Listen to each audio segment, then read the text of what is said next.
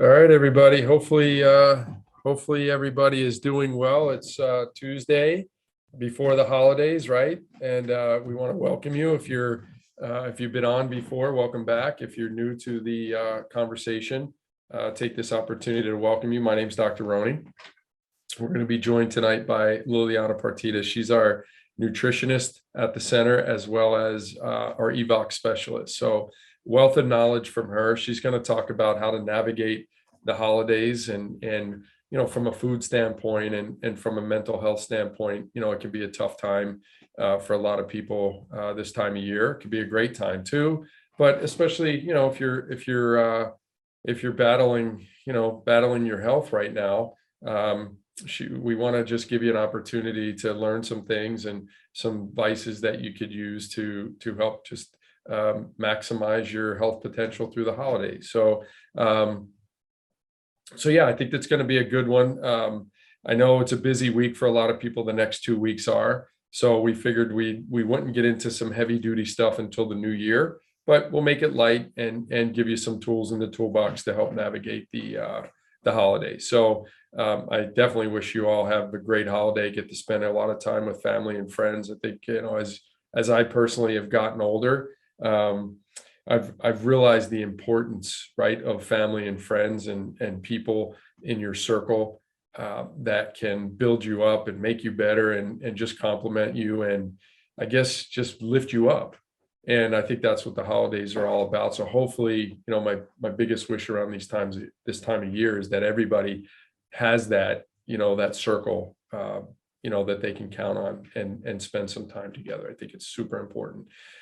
So having said that, let's go through, I'll just kind of walk you through a little bit of, and if you've been on here before, this is just a repeat, but it's a little bit of the 4 pillars that we implement at the clinic as it relates to our cancer care and kind of the plan that we like to implement that we think is really important step by step. So people have a structured, plan and a process to where they feel like they're in control more. They're learning every day about the plan and how to implement it. And again, I think, I say this every week, every time we're on here, but one of the biggest, I think, positives in learning and having a plan and something structured to follow is the fact that you do have more control. So,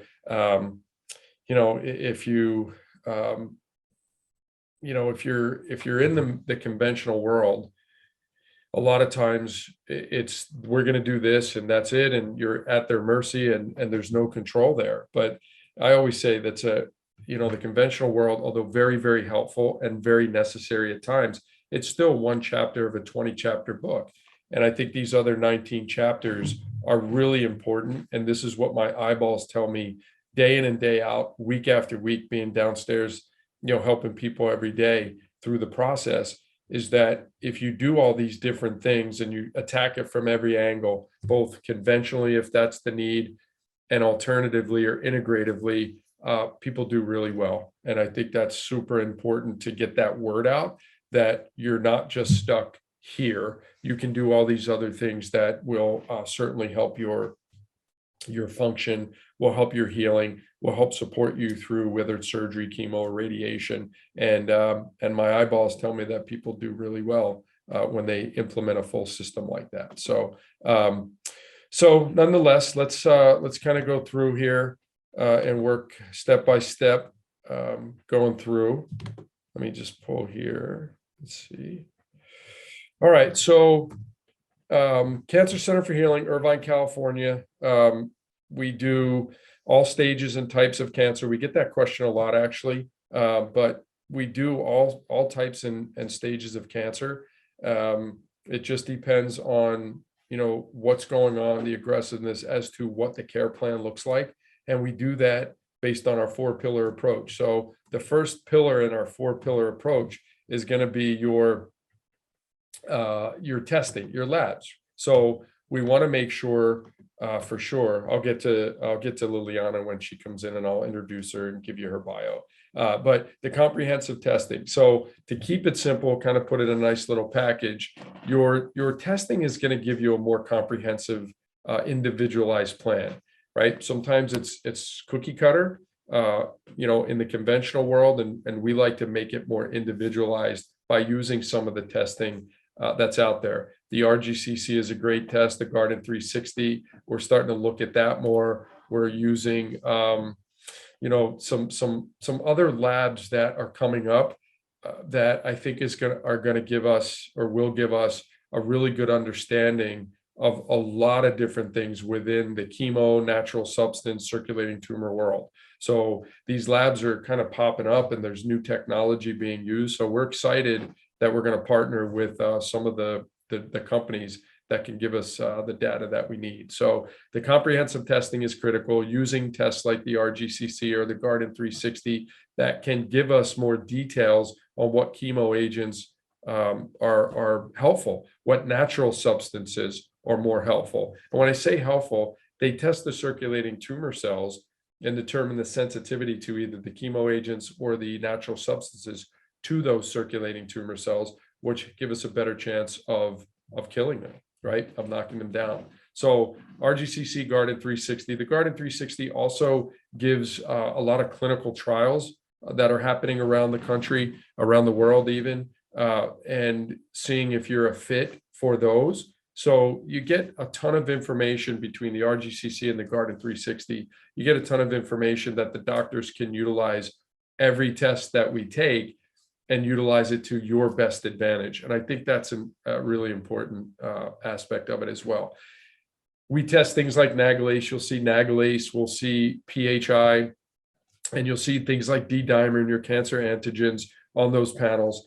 And those panels are designed to, again, get some more individual type of care. This is Liliana, everybody. Hi. So I'm introducing our 4-pillar approach. Okay. And then I'll introduce Liliana and give her bio. But like I said earlier, Liliana is a wealth of knowledge. Her and I used to do the cancer conversation, and when we just did it for our patients, and then we opened it up, and we have guests on constantly. So her and I just would get on and riff. Yes. Right. We would just go. So anyway, so 4 pillars. The first pillar is the testing. Things like nagalase, if it's high, ladies and gentlemen, that's an enzyme that's secreted by the cancer cells, that if it is high, we want to knock that down because it's blocking your immune system's ability to attack the cancer cell. So it becomes important to do tests like that. Again, RGCC, Garden. PHI is an enzyme that if it's elevated, it shows us that the cells are more anaerobic. And there's more to that story, but to give you a simplification of it, tells us that the cells are more anaerobic. So we might recommend oxygen therapies like ozone or hyperbaric or EBU or something like that to increase the oxygenation.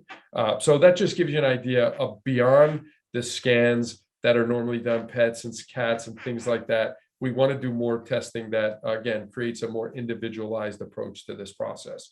So that's pillar 1. Pillar 2 is going to be the treatments, right? How do we kill the cancer cells? So in the conventional world, that's chemo, surgery, radiation mainly, right? Maybe immunotherapies, things like that. And they may be necessary, right? So we're very, I think, open to what works. Yeah, open to what works based on what's presented. Mm-hmm. So if somebody's presenting with things that we think, hey, this might be a good idea, our job is to tell you the truth based on how we would treat our own family members. So we may recommend that. And we would love to avoid it. But sometimes, ladies and gentlemen, the aggressiveness of the diagnosis precipitates what treatments we would recommend. Now, here at the clinic, we do a fractionated chemo with a modulator, which means we give insulin, bring the blood sugar down. When it's in a therapeutic range, maybe 40 to 50, maybe 40 to 60, somewhere in there, then we'll infuse the chemo agents that we determine from the testing. And that way we get individual agents that we know are going to be more helpful to you and your cells. And then we also can use less chemo. So we can use 10%, 20% of the dose, depending, again, the doctors, Dr. Devlin and Trish decide that. But, we're going to use less of the dose. And what happens when we reduce the glucose and the insulin levels and drop the glucose down, it almost acts as a vacuum where it pulls the chemo agents in and leaves the healthy cells pretty much intact. Yeah. So patients have less hair loss, less nausea. Matter of fact, I don't see much hair loss at all. We don't see a lot of nausea. They tolerate it really well. And then we fill in the blanks with we want to do oxygen therapies. We want to do alkalizing the body. We definitely want to immune boost, which is pillar 3, and use either supplements or IVs that can help the immune system stay strong throughout the process. Right. We'll do what they call HEPAR and PK pushes, phosphatidylcholine, after we do the fractionated chemo to kind of help the liver clear some of those toxins out, so they're less, of a burden on the system. All kinds of different things that our eyeballs tell me. Lil will tell you this too. When patients are doing either a conventional chemo, surgery, radiation, or they're doing fractionated chemo, and they're doing these adjuncts to support, like we talked about, oxygenation, alkalizing, immune boosting, they really do well. And even the intermittent fasting aspect, Yes. going into the therapy is always going to be very beneficial. Yeah, to Lil's point, fasting before and a little bit after, the fractionated or regular chemo definitely reduces side effects. Absolutely, yeah. Quite a bit. So there's all kinds of strategies. Like I said, there's one chapter of a 20-chapter book in the conventional world. We're adding all these 19 other chapters, if you will, to your care, that the eyeballs tell us people do really well when these are implemented. So again, the plan, right? It's all about a good plan. And I think this 4-pillar approach, I swear by it. So And one plan doesn't work for everybody because they're uniquely themselves, right? So we really work with not only, your blood work, but what your capacity and your will is as well. Yeah, exactly. It's meeting you where you're at. Yeah. That's really the key. And then, in this pillar 2, there's also the repurposed drugs, the starve phase of cancer, right? So we're using more of these repurposed drugs. And just to give you an idea what a repurposed drug is, it's a drug that usually is for, like, say, metformin. It's usually for, a diabetic, but we're using it because it helps some of the pathways that can block the feeding of the cancer. And that's simplifying it, but that just gives you an idea. Or we'll use some of these, anti-parasitic drugs that can do that, and so forth. So these repurposed drugs can also be tested on some of the testing that we talked about earlier. And so now we could starve the cancer cell. We can kill the cancer cell with either fractionated chemo or surgery chemo or radiation over here. And then we can alkalize and oxygenate and immune boost. And all of a sudden, you're hitting it from a lot of different angles, and you mitigate the downside and maximize the upside. That's what it's all about. And then the fourth pillar, so pillar 3, let me see here, was the immune boosting, right? And then pillar 4 is going to be, which I think is one of the most important, is figuring out what the heck caused this, right? So not to get too into it, but you've heard me say on the classes before, the conversation before, that it starts with some type of fuel to the fire, right? It starts with either an infection, or could be toxin, mycotoxin, could be heavy metal, non-metal toxin, stress, hormone imbalance, EMFs, it could be, thyroid imbalance, blood sugar imbalance, all those different things. And there's a lot of them. But the point I'll make is, when you have some of these things going on, creates inflammation. Inflammation creates what they call free radicals. These are atoms that lose paired electrons, and they're unstable at the cellular level. So if we have enough of these free radicals, it's going to start damaging your cells. When those cells are damaged, they no longer go through what they call cell death. They just replicate. Now, again, I'm simplifying, but if you have these damaged genes and DNA of the cell, and it no longer can go through cell death, those old and damaged cells start to replicate, and that's cancer. So again, it goes back up to the top, which is, we have to figure out where the inflammation and where the free radicals are coming from. And it's really life these days. Like, we're so overwhelmed. You use the concept of the overwhelmed principle, right? Or what concept do you use? Something like that, where you say, I mean, it's just an overburdened constitution. I mean, the bottom line is that there's so much unseen toxins that we're not aware of, whether it's the air, the water, the chemicals, so that we have no idea. Right. And then when we choose to eat processed foods, then of course now you're bringing in elements where the body doesn't even know how to use these, polyunsaturated fatty acids that can use up my antioxidants. And now, we are actually in a deficient state because our immune system just absolutely cannot keep up. Yeah. So it's an overload principle. Overload principle. And so with that, you go, okay, well, if we're overloaded, what does the research show, or where does it show we're overloaded? You start looking for these things. So I always use the concept, you can't you can't fix what you don't find. Right. And certainly you have to know where to look. That's a big part of it, right? That's remedial. But, I think we do a really good job in the clinic of making a list of these things that could be problematic, talking with the patient. I just had one today, just before I came up, that I looked in the file, depression, anxiety, hormonal imbalances, a lot of things going on with breast cancer. So right away in your head, we know stress equals breast. Yeah. So I explained to the patient, priority wise in pillar 4, where we should start to look, and we should start to look at the hormones and the stress component. So we're recommending the Dutch test right off the bat, which is a 24-hour urine collection, testing all the hormone metabolite, all the hormones, hormone metabolites, and all the stress hormones. That'll give us a good idea right away of a cause that potentially, if we straighten out fairly quickly, we can help that person significantly, right? So again, the list is this long, but it really depends on the history and the feedback and getting an idea. I even ask the patients, I go, I'll give you the list. Of that list, what do you think may have contributed? And whatever they tell me, some people say, well, I worked in a factory, I was around these chemicals. Okay, well, then we start testing those early on, right? So yeah, again, the list is kind of long, but peeling back the layers of what caused it. So we remove the fuels to the fire, which means there's less oxidative stress from the free radicals and less damage to the cell. Pretty simple concept, but a little more Simple but complex. complicated. That's right. That's exactly right. So that gives you an idea of the 4 pillars. Again, if you've been on here, I know it's a repeat, probably gets a little boring, but I think it's always worth, just spending a couple minutes on just understanding. Especially if they just popped in for the first time. Yeah, the methods to the madness. There is a method to the madness that works really, really well. The outcomes are the attention to the details. And that's what I think we've done a really good job. So this gives you an idea of the root causes, right? I'm going to get this slide. I love this slide. It's a tree where the leaves, right, are all the symptoms and problems that happen. And the roots are the causes, right? So it's a good it's just a good visual. Yeah, perfect. But this one's really good as well. It just gives you an idea, like we're just overwhelmed. And it gives you all the areas that what can break down that cause the cancer. And at the end of the day, all these things cause the oxidative stress. It causes the damage to the cells, which then they replicate out of control. So just gives you another visual. And it isn't just one on its own. Yeah. There's going to be a variety of things, right?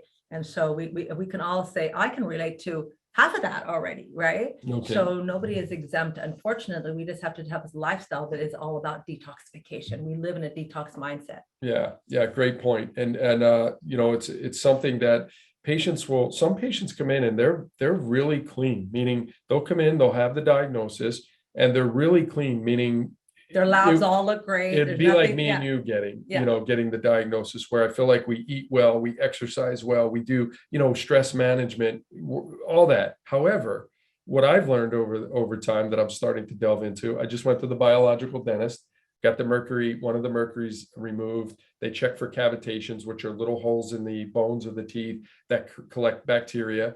Check for that. We're good there. I'm doing a total toxic burden test. So the point I'm making is, for wellness, even, we have to go deeper than we did before. Before, you ate well and exercised and, did some stress management and all that, you're fine. Not anymore. Without the diagnosis, we should be going a lot deeper with our wellness patients. And that's personally what I've done, just because of what we see every day. It's worse lately. Yeah, I agree. So, okay. So I'm going to turn it over to Miss Liliana. So give them your background. Give them a little of your. Okay. So I've been working with Dr. Keneally for about 19 years now. And so I've been in this genre of nutrition, wellness, exercise, emotional well-being for probably about a good 28 years now. And so one of the things that I have really recognized, that everything matters. It's not one thing. Like, when you just saw that chart, it's not one thing. It's a variety of things. And all of those seems pretty normal. Yeah, we all get stressed in a while. Oh yeah, we all sometimes get off of our diet. Oh yeah, we all sometimes don't exercise.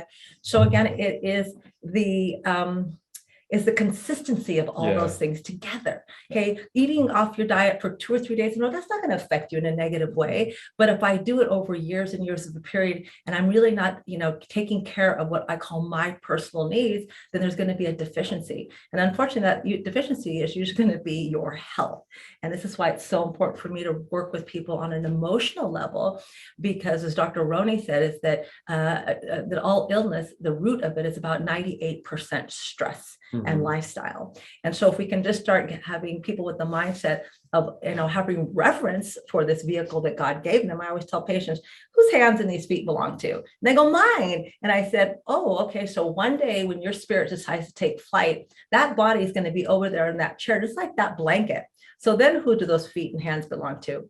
And they give me that kind of look like, well, I guess my body. And I said, absolutely right. So how reverent are you to this body, which happens to be your vehicle to get you through this lifetime? And how much are you feeding the soul so that you recognize that life is happening to my body and to my mind, but it hasn't hit my soul? So it's a reconciliation of how life is happening to you, where we have to kind of process our emotions, don't house them, and recycle them to make meaning out of it. So one of the things that I do at the Center for New Medicine is I work with all of our patients, every one of them, but especially those people who have acquired a condition, whether it is cancer or autoimmune disorder, diabetes, any of the metabolic disorders, and we look at the emotional component of it first. Yeah. Just like Dr. Roney looks at the gut first, right? Because, the gut is your immune system. And guess what? Your immune system doesn't have critical thinking. It only has an emotional understanding. So I always say your immune system is you at the age of 4 years old, smart enough to know better, but too young to know better. And if you kind of think about this as truth, you cannot take the child out of the environment. The child becomes the environment. And so if you have ever heard of Dr. Maté, he really looks at childhood adversities, which we've all had, nobody escapes it, that later become our disease processes. And so what we realized, the maladaptation that we had to survive, that we ended up, basically, injecting it into everything we do, becomes our deficiency and then becomes our disease. So I work with the nutrition on everyone in regards to getting them into the mindset of honoring their vehicle and making sure it's got the good gas in there, and that we're looking on an emotional level that we have choice to fill. And so if we really recognize that I have the choice and nobody makes me feel, then we can start breaking down walls that are the constraints in regards of how we see ourselves. Yeah, no, I love it. I think it's, the nutrition aspect, I think, is critical, right? I think we all know that part, but that emotional aspect, I didn't realize it. So over the course of my career, I would always work adrenals and stress. And yes, I knew chemical, physical, and emotional stressors, but maybe as a guy, you go, that's good, right? But then being here, you realize, you honestly realize that the emotional component to this is huge. Absolutely. Huge. And like what Dr. Roney says is that he didn't really pay too much attention, is because men don't value emotions because they don't get paid to feel, they get paid to think.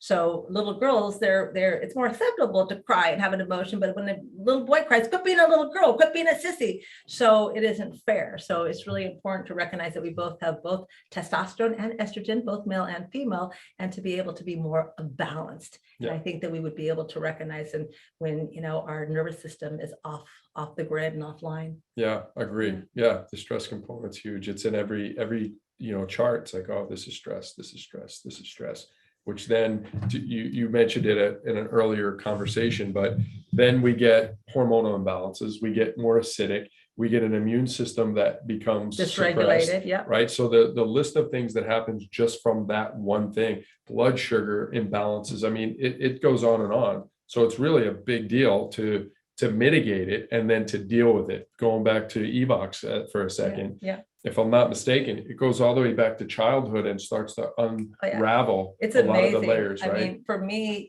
I've been working with a device we called EVOX. Dr. Roney just mentioned it.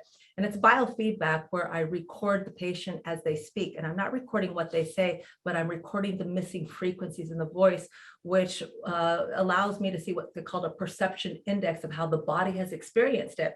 So I'm able to say what emotion and what organ system it's in. And then we work on the therapy part, which is binary musical therapy for the brain to try. It's kind of like a tuning fork, and then frequency and electrical hertz to try to I say free the stagnant chi energy in the body, so that we can have a hose that's fully letting the water out instead of having a kink. But I've come so much to trust this machine because of the feedback I get. Oh my gosh, I hardly said anything, and you told me my whole childhood, or you told me my mother's childhood. And it's fascinating because the body does not lie, and it definitely holds a score. And when we're younger, we don't know to talk about our feelings because we don't have that critical thinking. So we house it and we house it and house it, unless we have really super sensitive parents that are really noticing the emotional atmosphere of the child. We're not led to share. And then we end up housing it, and especially like in the holidays, so many people, and especially, when you're working with health and threatening illnesses and stuff, that the holidays bring about some tension. One, a lot of our patients who don't have the energy right now, it's a burden. Oh my gosh, people expect me to do the dinner. I've always done it. I don't have the energy. I just wish this holiday would get over with, and it's because of the expectations. One of the things that Gabor Mate says, he says there's two emotional states that can cause disease faster than anything. And that's repressed anger. And that's the need to do for others despite the need to do for themselves. So I always have an opportunity to say, okay, well, if you were to ask the child within you, what does it want to do? It might say, well, I just want to go to somebody else's house and just enjoy the party rather than having to do all the work to do it, right? But then if I say, oh my gosh, what will they think of you? Everybody expects you to do this. What will they say? Then, for you, if you do it, that's an automatic F for you. So if I don't pay homage to really what my inner child really needs at the moment, needs rest, needs quiet. Yeah, we need connection. But again, you got to just say what works best for me, so I don't continue to do for others despite the need to do for my health. So for some people, this time of year, it creates a lot of stress on them. And so I tell patients, give yourself permission to feel. And some people have lost loved ones during this time, and they feel that they cannot be happy. Why I can't be happy because I just lost my loved one 2 months ago, or so forth. And then I say, well, do you think that that's what they would want? Because now, if energy is the spirit, it can never be broken.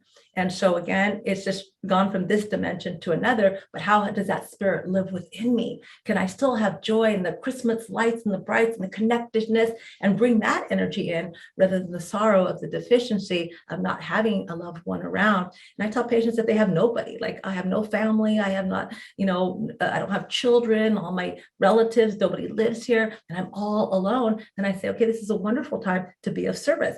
Go to a soup kitchen, go donate some time at a shelter, or maybe take $50 and go buy, go to the dollar store and buy all these toys that you can give. That brings you joy. When I give joy and I see the gratitude, literally, it increases my immune system when I see other people are having gratitude from something that I've given them. So it's a win-win situation, right?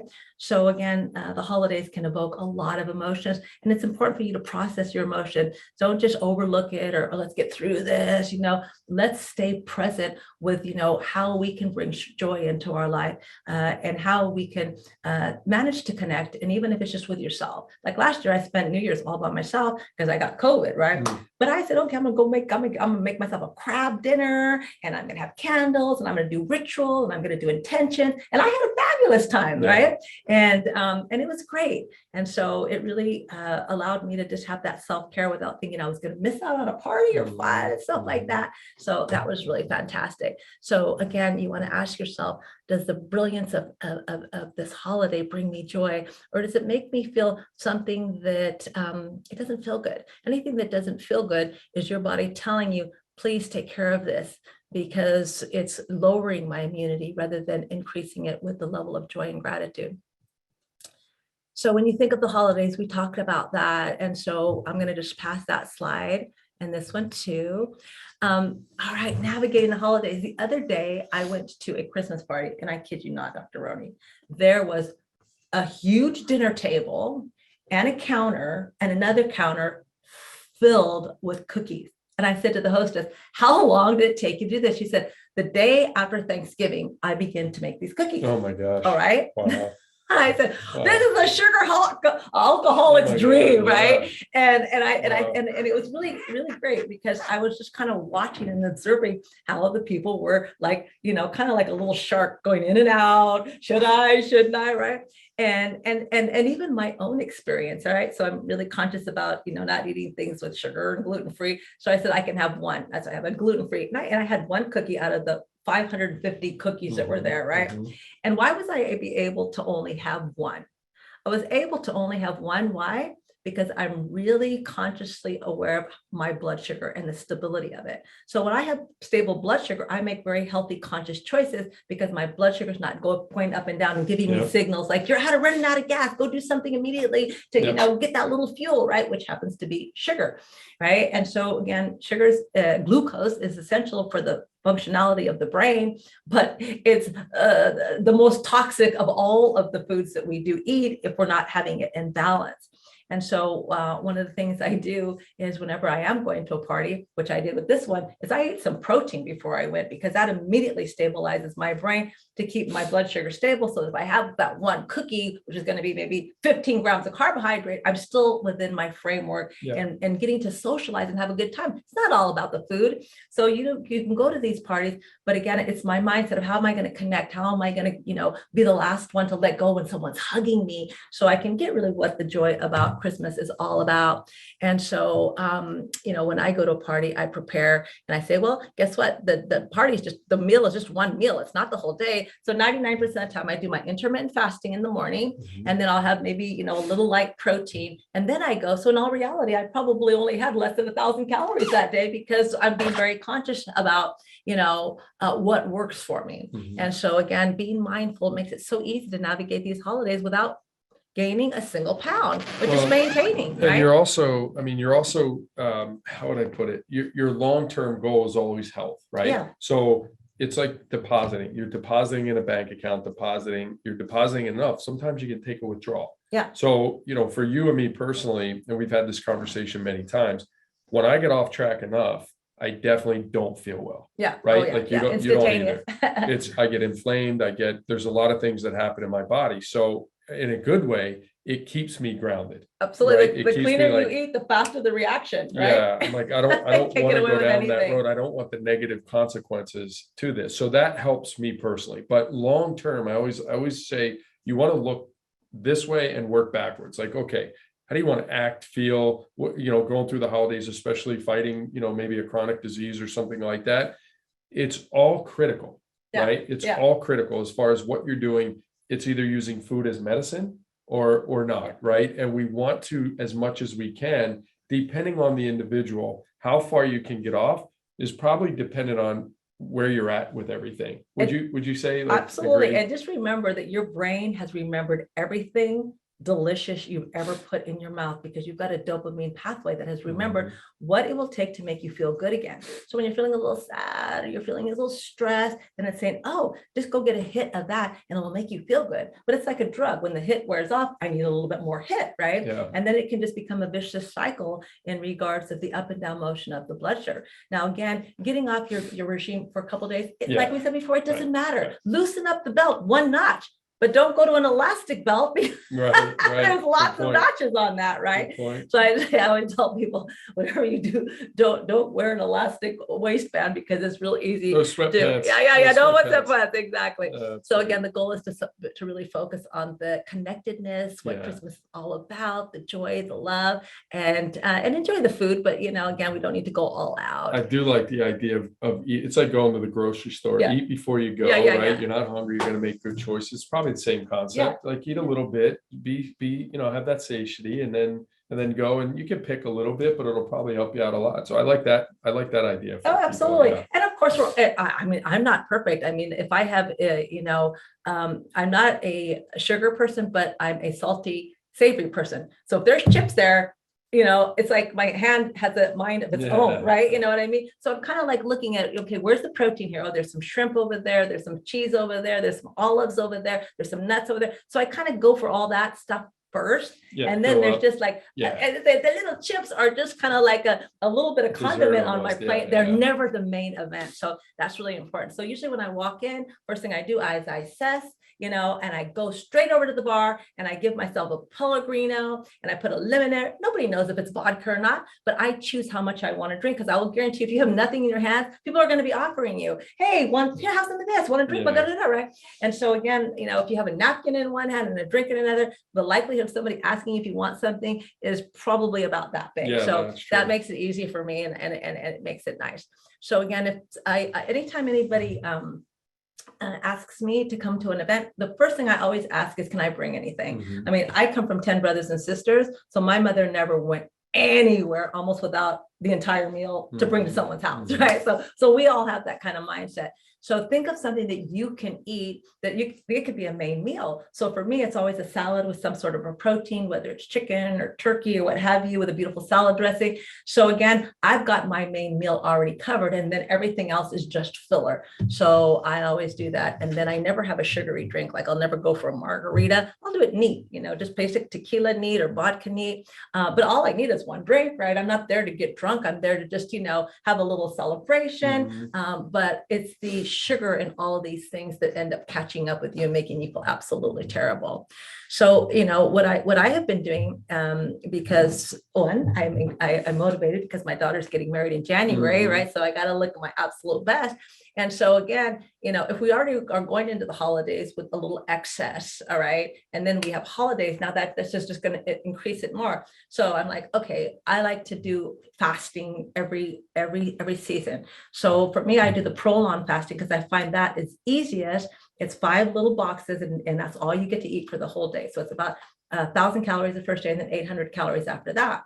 2 dehydrated soups, all those things of that nature, but it's all you get to eat. But the beautiful thing about it is you get 100% benefit as if you were doing a water fast. Dr. Roney was talking about these cells that are oxidized and become free radicals, that they continue to replicate themselves. But when you fast, you go into autophagy, where the body starts, breaking down all of those bad cells, right? So that's why I do it, 3 times a year. And so I do it for every season. So I did it, right after Thanksgiving. I thought this is a good time. So I did 5 days of the prolonged fasting. Then I did 2 days of just soups, kind of mimicking the prolonged fasting. A lot of people do juices, right? But juices can have a lot of sugar in them because you're going to put carrots and apples and all this kind of stuff to make them tolerable. So what I just do is I do vegetables, and I just get my broth and put broccoli and cauliflower, or broccoli and leeks and spinach. And then I'll just do 2 big jars. So 2 days after I do my fast, I do that.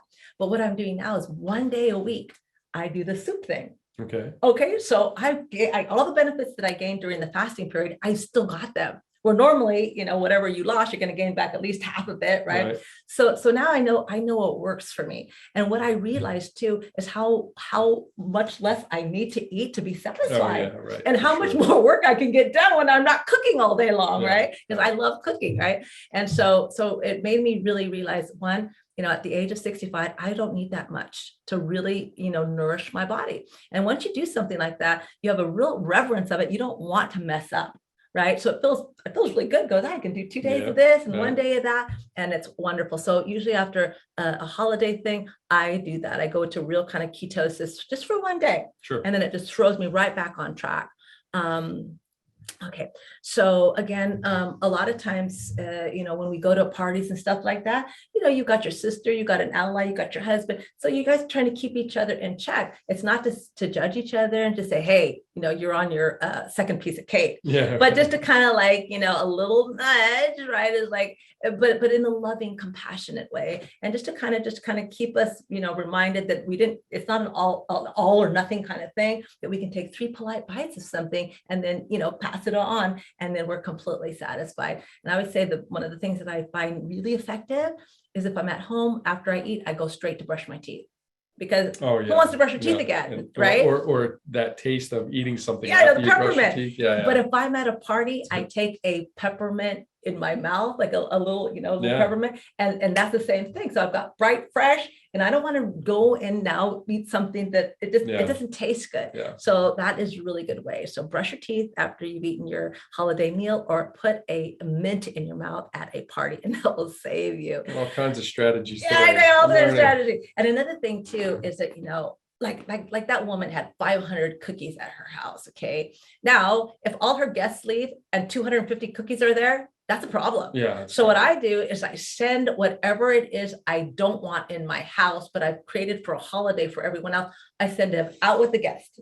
So again, usually if I don't send it with the guest, I bring it to work and everybody loves my food, whether because it's all ketogenic and gluten-free and sugar-free. But even then it adds up. So again, send out your treats with your guest, and then you'll make it much easier, or freeze it for the next party. Okay. So remember, everything that doesn't come from something that had eyeballs on it, like cheese came from a cow with eyeballs, and eggs came from a chicken with eyeballs on it, then most likely it's going to be a sugar. Okay. So I always tell my patients, if it's sweet to the palate, it's high sugar. If it got bigger when you cooked it, it's really high sugar. So what gets bigger? Cakes and cookies and pastas. And because you go to these parties, a lot of time people have filler food. Like that party I went to, they had beans, chili, and then they had pasta, and then they had salad. So and some shrimp. So what did I eat? In turkey, I ate the salad and the chicken, the turkey, and I had one cookie. But I was there to socialize and hang out, and it was beautiful, and I got to enjoy the holiday and not go home and have a tummy ache or bloated, or I couldn't sleep because I did all these different combinations because my eyeballs had more of an appetite than my capacity. Yeah. Okay. Okay. Bust a move. Okay. So they say if you want to live to be 100 years old, take 100 steps after you've eaten. That's probably a good idea. And so for me, party is dance. Have some fun, for goodness sakes, right? Don't be all stiff in the chair, eating stuff. So again, it's just like, any opportunity to do some primal movement is always going to be healthier. And so I would say, when was the last time you like dance? Oh my gosh, let me see. It was like, and I'm like, oh my gosh, no wonder you're blocked. Okay. It's primal. So again, whether you're at home or you're at a party or any opportunity, bust a move. So if it's not going to be on the dance floor, get out and exercise. This is the wrong time to abandon exercise. Absolutely the wrong time. And so again, maybe I can't do 45 minutes, or maybe I can't, time's constraint, but if I'm consistent with my squats and my lunges and a little bit of, fast, slow motion, whether it's on the treadmill or the bicycle, that'll at least maintain me through the holidays. And I won't feel like, oh my gosh, once again, I gained 5 pounds on top of the 10 pounds I already had. And so we want to enjoy. We don't want to be so restrictive. And you can not to interrupt. Yeah. You can earn it too. So like on Thanksgiving, I always go for a good run, and I work out for a good hour, and I'm really hungry, and I eat light before the meal. Then I eat the meal, and it's almost like my body takes that food and it has to use it for energy. Right. So it's not just sitting around. Exactly. It's actually being used. So that's a strategy that I like to use too. It's like, I'm going to burn out, I'm going to earn this food. Yeah. And it's going to go kind of right through me, if you will, Absolutely. as opposed to sitting there. So. It's so the mindset is that you're only as good as your last meal, because all you are is a chemistry equation. Yeah. So if I kind of blew it a little bit, and that's why I do a protein day, or I do just like the soup day thing of that nature, because it throws me right back into my chemistry. So just if you are a chemistry equation, you wanted to say, just because I blew it at lunch doesn't mean I should just blow the whole day and then go Right. and then start tomorrow or next week. And with a chronic, condition like cancer, right? Yeah. Some of you might have to be just a little bit more tight because of where you're at. Right. And that's the evaluation process. If you're fighting the fight of a stage 3 or 4, you probably want to be a little bit tighter without getting off, because to that point, the food that you eat, it could create some inflammation. Now, will it have a major impact? It's always hard to say, but sometimes you don't want to take the major chance either. You're like, I'm eating clean, I'm doing this, things are getting better, let's stay on track, and have a little bit, maybe get a little bit off. But I think it really depends on where you are in the process. Absolutely. Right? And of course, when you're in the process of I matter, and I want to treat myself like I'm somebody that I absolutely unconditionally love and would die without my support, then it's a lot different because I choose. I don't go, oh my gosh, I wish I could eat that. I wish I could eat that. I say, Okay. I choose not to have that because I want to stay in this physical body. I want to stay on this planet. So there's choice. Now, if even, whatever I tell my patients, they say, well, can I have a cheat day? I said, absolutely, you can have a cheat day because it'll be good for your mind, your body, and your soul. But what does that mean to you? Are you going to go eat processed food and a bunch of, stuff that I would say is poison? That's not a cheat day to me. Yeah, right. A cheat day to me would just be eating, like, let's just say gluten-free pasta, right? Right. Or some, rice and things of that nature that I would normally not have. And I would consider that a refeed in regards of that glucose to the muscle so that we don't get cramping and things like that. Because when we go too low of sugar, then that can be a problem as well. And so again, to really know your body. If you befriend your nervous system, then you can keep your stress level manageable. And if you befriend your body, like Dr. Roney says, okay, I might have eaten something, and then you're going to have a reaction. I mean, I eat something that I don't like. I'm looking at my stool and I'm like, okay, there's a reaction. I got diarrhea. Okay, I got bloated. I look like I'm pregnant now, or I can't sleep because I got, you know what I mean? So it doesn't go unnoticed. Right. So if you're going to pretend like it's not happening, then you've got your head in the sand, right? You say, wait a minute, I didn't feel good after I did that. So once you start recognizing, that you matter, you do it less and less and less naturally, right? And it's not like, oh my God, I'm in such a, deprivation state. I can't have that. I can't have that. I can't have joy. That's silly. It's like, no, I choose. And we all have that choice. It shifts the other way where you're like, oh no, I'm going to stay clean because I want to feed my body that jet fuel that it needs. Yeah. And you're excited about it as opposed to, absolutely. There is a shift there in that mindset at some point. Yeah. And the one thing that I think is so very important, okay, just like any child, you would want to reward them for their good behavior. Okay. And so, words of affirmation are really important. I tell my patients, you need to notice yourself. So you need to empty your container and every day ask yourself, what am I proud of? Well, I'm proud of that. I cleaned the refrigerator out. I didn't really want to, but I did. And I cleaned the pantry out. Like when I was fasting, oh boy, man, I got everything clean. I was just like, God, this feels so great. Yeah. Everything I needed to get done. Right. Because of the energy.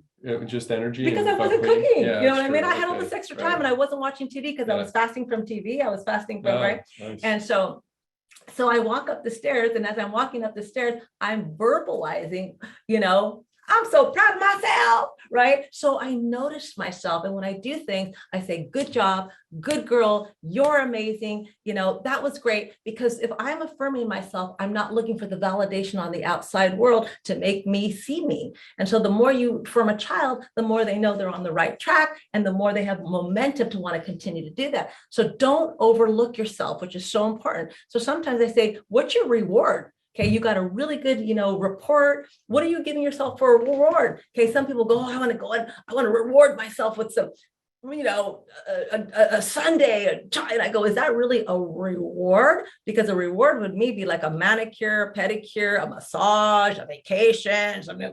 That's a reward to me. If I remember, if I engage something with short-term benefit and long-term negative effects, there's no reward there. Yeah. Right. So again, every once in a while, we do it, and then we say that didn't feel good. Yeah. Right. And your brain will give you either positive reinforcement or negative, and if there's enough negative, you'll naturally shift towards the positive reinforcement. Yes. So. And then also too, going to sleep is really important at a consistent time, because even like getting off schedule 1 or 2 hours, it literally changes the circadian rhythm of the body, and it actually causes your heart rate variability, which is how your body recovers from the day before, to go down. And I have an Oura ring, so I calculate it all the time. I have 1 alcohol, my heart rate variability goes down. Yeah. I stay up too late, my heart rate variability goes down. So I don't need someone to tell me what to do. My body is telling me what to do. So I like measuring things.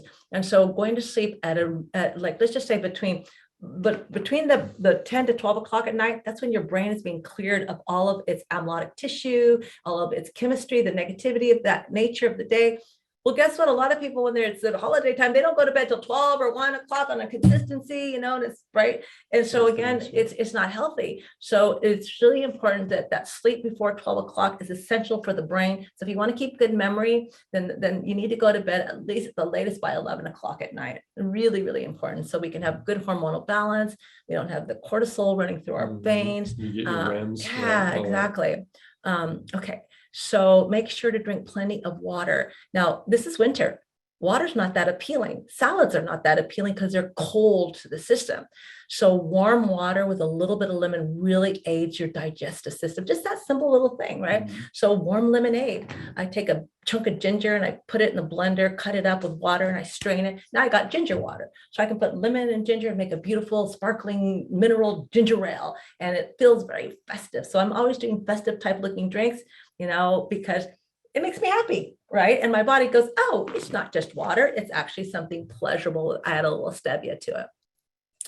So again, sitting down and eating your meal slowly. Remember, digestion is rest and digest, right, Dr. Roney? Yep. So if we're in a constant state of rushing from one thing to the other, eating in our car, being on our computer, we're not even getting the mindset of triggering, I'm full, because my mind is somewhere else and I've got cortisol in my system, which is going to actually thwart your digestive system. Because if I'm supposed to run, play, and fight, why am I hungry? I should not be hungry. So it's really super important.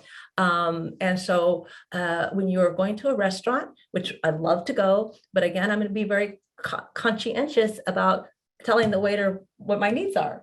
I'm not celiac, but I say, well, I'm gluten intolerant. I'm not celiac, but what doesn't have that in it.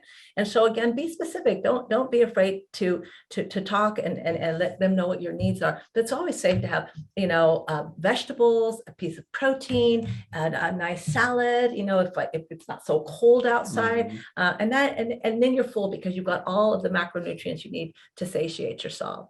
I already talked about it. That's a potluck. Bring something that you can eat. So keep your holidays clothes tight and sexy, right? Like the other day when I went to this party, it's like everybody had a tight outfit on, right? And I was cracking up because I said, yeah, and they were not eating. Is that These right? girls, they're all hot chicks, they're little dresses. And I'm like, they're not eating, you know what I mean? So sometimes when we have a little bit of tighter clothes, it kind of gives us a clue. I think you've reached your limit. That one little belt strap that you took off, you're at that limit. And so I always say, take that dress for the occasion. Yeah, that's funny.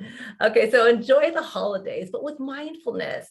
It's all about connecting and celebrating and love and joy and, the Christ conscious mindset. And so we get into that, and all of the other stuff is the fluff around it. So I think we're good on that. Now, I'm going to have, I have what's called a keto stacking course, which is a whole body health system. It's an online course in February. We're going to be launching it again. So every couple of months we do it, and it's fabulous because it's how to live your life. But this Saturday, I'm going to be doing a cooking class. So I do a cooking class once a month for my patients, the people who are on my course, so they can realize how easy it is to recognize that the cure is in the kitchen. So this Saturday, what I've done is I've opened it up as a little holiday gift to all of you guys. If you're kind of in question on what should I make for Christmas morning, right? And so I'm going to do some frittatas. I'm going to do a keto cinnamon bread and kind of a festive little drink. So a link will get sent to you. Don't click it until Saturday at 12 o'clock because it won't be live. It will be until that day, this Saturday at 12 o'clock. So you guys are all welcome to come. Love to have you guys join.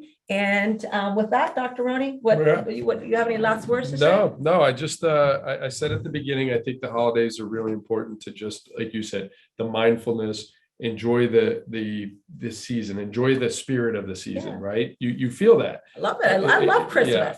It's just, people are different. The lights, the color, it's so beautiful. All of it. You wish, every day was the. I know, I go down the streets and I say, God, I love these lights. I wish they were always here, so beautiful. So take that in, food wise, I think these are great tips where if you're worried about eating at a party or you're going to socialize or whatever, be kind of full before you go, and then you can pick a little bit, and sure, it's totally fine. Nobody notices the difference. They're not like, oh, I feel bad. Yeah, I can't eat anything. You're on a special diet. No, I'm just loving my life. Yeah. And taking that time to just appreciate, the family and the friends. I just think, I know it's corny, but as you get older, the material things in life just become less and less You know, you go through your 30s, you acquire stuff, you go through your 40s, you're like, yeah, and then you get to my age, like at 50, I'm like, yeah, what's important? What's important, right? Family, You have family, family and friends, friends. I mean, connection, connection, that whole thing. community. That's what's fulfilling, Yeah. you know, seeing that love and so forth. And the holidays are no better time to enjoy that. So again, I always hope that everybody has that. And to Liliana's point, if you don't, there's always ways that you could fill those voids in by giving. There's and always helping somebody and- that needs your love and yeah, attention exactly. out there. So anyway, I know, you know, that's just I guess personal opinions on some things, but yeah, let me just open up, see if there's only a few questions here. Holiday eating, I'd kind of like to eat something off diet. All right, so what do you got there for you? Like off diet, Okay, you know, so holiday again, eating? okay, so you want to think, well, okay, is this a treat for me if I go off my diet? And what is it that I want to go off on? Okay, if I want to go off on macaroni and cheese and, you know, have a stomach ache off, that is your choice. But if I want to just say, you know what, I want to have some, you know, what would be something that I would say, okay, some sourdough French bread that's been triple fermented. That's addicting to me. I'm like, oh my God, this is like pure drug for me, Yeah, right? right. So that's how I go off. I say, okay, you know, I'm gonna have this French bread. Now I will guarantee, because it's a water retentive food, if I continue to do that during the week, by the end of the week, I'll have 2 pounds. Yeah, and blood And I know sugar it's be water off. retention, Yeah. but it's still like if I continue on that mindset. So again, what you want to do is bless that food. Great, eat it, enjoy it, and see how your body feels.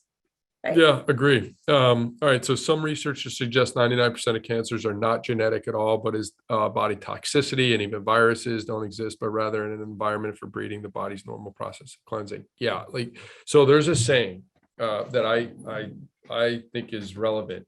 It's genetics loads the gun, right? Lifestyle pulls the trigger. So even with, say, a BRCA1, right, which is the breast cancer gene, even with a positive BRCA1, there's still only maybe, according to research, a 20 or 30% chance of actually getting cancer from that. So what is that? What's the main variable? So 99%, I'm not sure about that, but I will tell you, it's mostly related to lifestyle, and it's mostly related to this overload principle.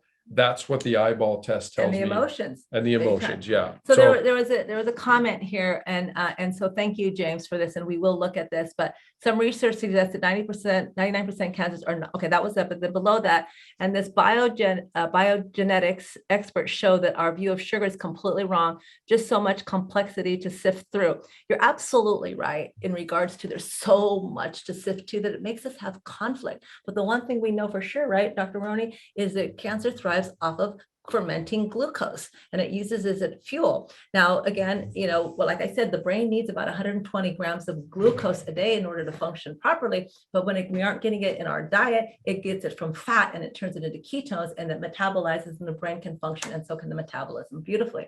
Now, again, fructose is going to hit the liver a lot differently than, let's just say, a complex carbohydrate, like say some beans of that nature with a lot of fiber in it. So if all food, like we talk about, if you can pick it and chase it, eat it. But if it's in a package or processed, then guess what? Yeah. It's not, your body doesn't know how to really utilize it. Yeah, and that's, so we'll look at that. Yeah, well, I'll definitely check that out. But yeah, I you know, as I've delved into keto and gotten into more of the research on it, you know, things that I've read is that, okay, well, no matter what, if your body's void of glucose, it will still find a way to, the cancer cells will still find a way to get glucose. Yeah. So that part, I think we understand. And then it's a matter of, okay, well, what else are we using that keto for? Do we have other objectives?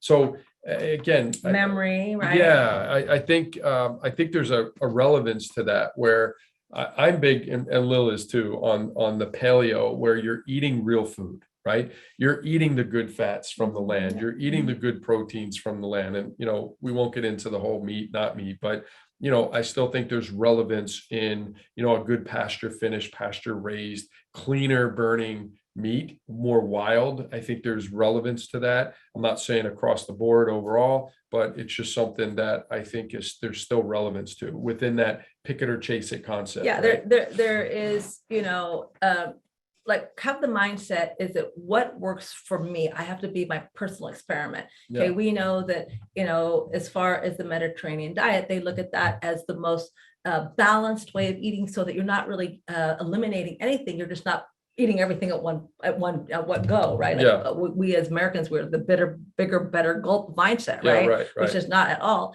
Somebody asked me, which is better, white rice, brown rice, or basmati? So if you've got gut issues, okay, probably the organic basmati rice is going to be better because it's not going to have the bran and the lectins on it. So brown rice and quinoa, they have a lot of bran on them. And in that bran are proteins oftentimes that could be problematic to people. So again, Bit of inflammation, the higher the fiber, the slower it's going to move into the system. And then if you have got, relatively a very sensitive GI, you're probably better off with organic basmati white on that side. Yeah, and sometimes the brown, there's evidence of the arsenic and things like that. So yeah, the whiter basmati for sure. Yeah. So finally, 21-day fast recently, and wondering how you feel about long form fasting. Claims it helped. Yeah, well. Okay, so there's a lot of scientific information out there about fasting. Now, probably what most of the research is showing is between 5 to 7 days of probably a good amount. And then because, okay, now just with that alone, and when you go and you do it correctly, and you're going into autophagy, and then you're going into cellular repair, you're going into human growth hormone, you're going into stem cell production, it's great, right? But we do it for a period of time, we get all the benefits. But sometimes when you extend it out too terribly long, you start to have stress, you start to break down lean muscle tissue. So again, it's just like, I have a girlfriend who does 14 days, twice a year on just broth and water. I don't know how she does it, but she turns like she's so high. I'm like so envious that she could do that, right? And she feels fantastic, but she doesn't really do it for weight loss, and she hardly loses any weight at all. You know what I mean? She's just doing it for anti-aging. So for me, I say, for me, I love 5 days. I think that works really good. And 7 days would be great, but all of the experts say between a 3 and a 7 day period is probably the most beneficial. Long-term longevity. Yeah, and then we always, have to meet the patient where they're at too. So even though that can be extremely beneficial, if they're thin, if they can't really afford to lose weight, you have to evaluate the risk is outweighing the benefit, or does the benefit outweigh the risk? So I don't want to say across the board, because there are some patients where you mentioned the 21-day fast. Some patients, I don't even want them doing that yet, because they're too frail. They're in a cactus state. Yeah. And so again, when you do, like, let's just say the Prolon, okay, like, you actually hold on to lean muscle tissue. So most of the weight you are going to lose is going to be fat. And so again, if our goal is not to lose weight and as a weight loss, then what we just do is, when we go back onto normal eating, when I want back onto normal eating, boom, I gain 2 pounds right away. But since my goal was to be my more desirable thin weight for my daughter's wedding, I said, okay, what else can I implement? Okay. And that's when I just took the extra mile on that. Okay. Okay. Yeah. Well, okay, so I think we're good, right? Yeah. No, hopefully that helped a little bit. It was kind of more of a more lighthearted. It just give you some strategies. Again, in the new year, we have a lot of good things planned for the cancer conversation, a lot of good guests, a lot of good topics that we'll send out and let you all know. But we appreciate you. We get feedback a ton from these cancer conversations, and I personally appreciate it. I love doing them. I think it helps me more than it helps you, to be honest with you. It's just part of my reminds us. Part of my journey, as far as, I've said this before, but the frustration that we've seen over the pandemic, and in our world, it's all about cause and effect and strengthening immune system and trusting your body, within reason, right? But when you see that not happening, when you thought, for 20 years we're making progress, and then you see the system be what it is, there's a lot of frustration there. It's no different than the cancer world, where there's one chapter being told, right? And it's an important chapter, but it's a limited chapter. There's so much more out there today on this, in these, they'll call it alternative therapies, that the can help. Einsteinian way of thinking rather than Newtonian way of thinking. Great way to put it. So doing these classes, going through the pandemic and being frustrated, I said, man, I have to make more of a difference, right? So doing these classes allow me to be less frustrated, because I get to teach on these things that should be taught every day, whether it's on the news or whether it's on, every outlet that could be, that would be nice, could be exposed to. This information should be there consistently. the pandemic, how we could have handled that better, whether it's the D's, the C's, the zincs, the hydroxychloroquine, ivermectin, all that stuff that doctors were getting great results with. We just didn't even implement, and that you just go, what are we doing? Right. So anyway, that's my rant. We are all our own personal experiments. So let's really be a good scientist on ourselves. That's right. That's right. Let me just make sure we're good with everything, and then we'll so tomorrow, I think tomorrow, we'll be sending out that link. So if you guys want to do it, then you guys come in on Saturday. We'll have a lot of fun. And you can just we got the recipe attached to it. So if you want to cook along, you'll have your meal ready for the next day. Yeah. And Carolyn, yeah, stem cells are definitely on the docket. So we'll definitely get to those. And yeah, we appreciate you all. Have a wonderful holiday season. Merry Christmas, whatever your denomination or whatever you celebrate, just be mindful and enjoy it and take it all in and have a wonderful time. Okay. See you, everybody. Have a great one. Be good. Happy holiday. Much love.